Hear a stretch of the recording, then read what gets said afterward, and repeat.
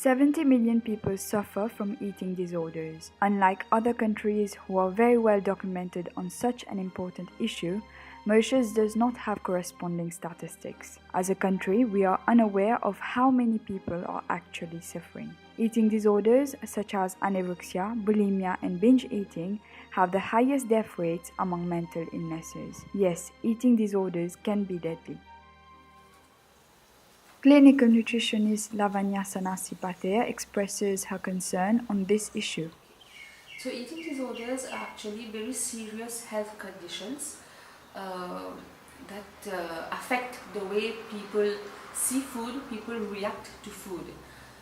They tend to be very restrictive in their behavior because for them their priority is body image, without thinking that a restrictive diet can eventually have very serious negative impacts on their health, on their psychology, on their emotions, and also on the way they function in their normal life. In Mauritius, unfortunately, we tend to ignore the signs and the symptoms of eating disorders.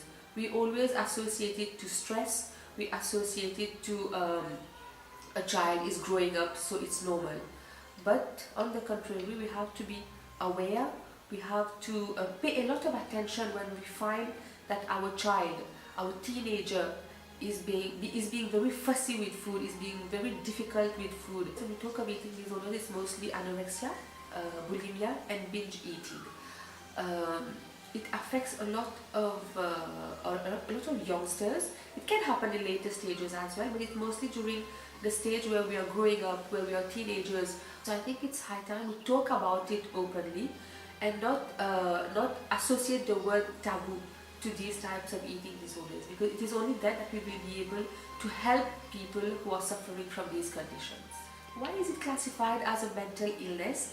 Because it affects the person, it affects the way the person feels about himself, how the person sees himself, his body image, and the person is constantly avoiding food because he sees himself as somebody who is putting on weight, who is not happy in his own body. So since it has been classified as a mental health illness, I think it is time we take it seriously and we realize that that something needs to be done.